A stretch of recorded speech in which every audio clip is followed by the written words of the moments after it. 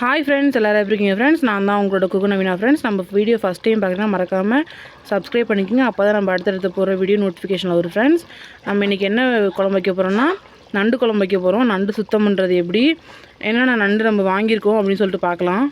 வீடியோக்கு போகலாம் வாங்க ஃப்ரெண்ட்ஸ். இது குளிரா தான் இறப்பை இது குளிரா தான் இருக்கும், கரெக்டாக இருக்கும். இது போய் அதில் இருக்கும், அப்படி அதில் இருந்துச்சு. இதில் இப்போ தனியாக இருப்பார். இதுதான் இறப்பை. இது இது பண்ணி பாருங்க, இறப்பையா? இதுதான் இறப்பை. இதை மட்டும் எடுத்து வச்சிடணும். அதில் உள்ளதில் நண்டில் உள்ளதில் பச்சையாக இருக்குது எடுத்து வச்சுக்கணுமா?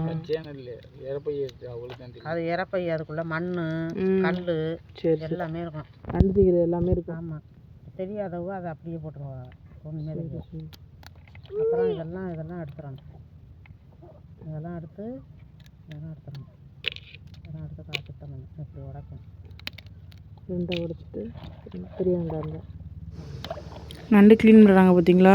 அது க்ளீன் பண்ணுறப்ப உள்ளரைக்க வந்து ஃபஸ்ட்டு காலை கட் பண்ணிக்கிறாங்க. காலை கட் பண்ணிவிட்டு உடைக்கிறாங்க பார்த்தீங்களா? உடச்சிட்டு அதுக்குள்ளே இருக்குது பார்த்தீங்களா ஒரு இது மாதிரி, அதை எடுத்தாவே நறுன்னு மண்ணெல்லாம் இருக்குது. அதான் இறைப்பையன். அதெல்லாம் க்ளீன் பண்ணிடணுமா? எனக்கு இதெல்லாம் தெரியாது, எங்கள் அத்தை சொல்லி கொடுத்தாங்க.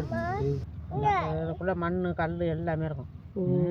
இது தெரியாதவங்க அதை அப்படியே போட்டுருவாங்க. ஆமாம், இதெல்லாம் கொழுப்பு, மற்றதெல்லாம். ஆமாம், சோறு மாதிரி உள்ளதே எடுத்துடணும். அந்த இது பக்கத்தில் இருக்கிறத எடுத்துடணும். அவ்வளோதான். இதான் ஆண் நண்டு. திருப்புங்க அப்படியே. ஆண் நண்டுனா இப்படி தான் இருக்கும். இதுதான் பானண்டு. தோல் மட்டும் இருக்குமா? மேலே டோப்பாக இருக்குது, சதை நிறையா இருக்குதுல்ல.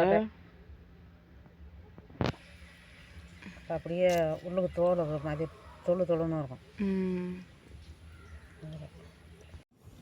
நம்ம எப்போதும் நண்டு குழம்புக்கு வந்து புளி கரைச்சி வைக்க மாட்டோம். இன்றைக்கி புளி கரைச்சி வைப்போம் சரிங்களா? புளி கரைச்சி மாவத்தில் போட்டு வைப்போம். இது எலுமிச்சம்பழம் அளவுக்கு புளி எடுத்துருக்கேன். இதை ஊற வச்சு கரைச்சி எடுத்துக்கணும். இது ஊறட்டும். வெங்காயம் தக்காளிலாம் அறியலாம். சின்ன வெங்காயம் 100 கிராம் அரிஞ்சு வச்சுருக்கோம். இஞ்சி பூண்டு சின்ன வெங்காயம் 100 கிராம் அரிஞ்சு வச்சுருக்கோம். கருவேப்பிலை எடுத்து வச்சுருக்கோம்.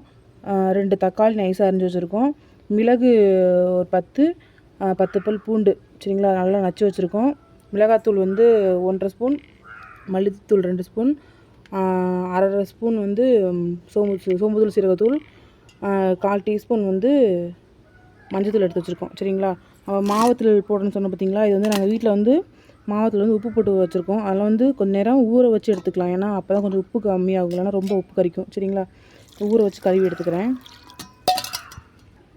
சுத்தம் பண்ணி எடுத்து வச்சாச்சு சரிங்களா? தேவையான பொருளை எடுத்து வச்சுட்டேன். வாங்க ஃப்ரெண்ட்ஸ், குழம்பு வைக்க ஆரம்பிக்கலாம். மண் சட்டி சூடாயிருச்சு. ஒரு குழிக்கரண்டி எண்ணெய் ஊற்றிக்கிறோம். எண்ணெய் சூடானதும் வெந்தயம் சோம்பும் போட்டிருக்கேன். போடும்போது வீடியோ கட் ஆகிடுச்சு, அதான் சோம்பு வெந்தயம் போட்டிருக்கேன் சரிங்களா? இதெல்லாம் செவந்து வரட்டும், நல்லா பொரிஞ்சு வரட்டும் சரிங்களா? இந்த அளவுக்கு செவந்து வந்ததுக்கப்புறம் நறுக்குன்னு சின்ன வெங்காயம் போட்டுக்கலாம். நல்லா பொன்னிறமாக வதங்கி வந்துடணும் சரிங்களா? இந்த அளவுக்கு வதங்கி வந்ததுக்கப்புறம் இடித்து வச்ச பூண்டும் மிளகும் போட்டுக்கலாம் சரிங்களா? இது நல்லா வதங்கட்டும்.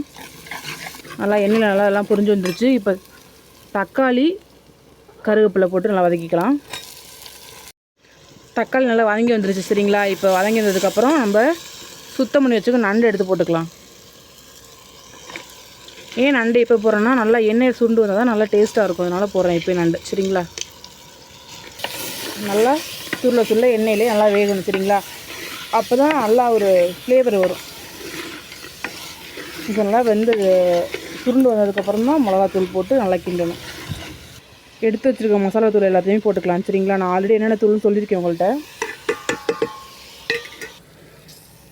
கரைச்சி வச்சுருக்க புளி தண்ணி ஊற்றிக்கலாம். எல்லாம் மிளகாத்தூள் மரத்தெல்லாம் இதில் சேர்த்து கரைச்சிக்குவாங்க. நான் எப்போதுமே வதக்கி தான் செய்வேன், நல்லா டேஸ்ட்டாக இருக்கும் இப்படி பண்ணோன்னா.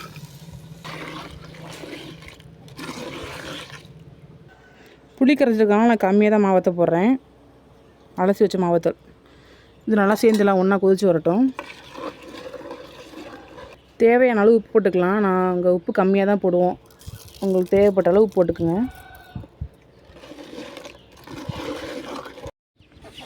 அரை மூடி தேங்காய் அரைச்சி ஊற்றிக்கலாம்.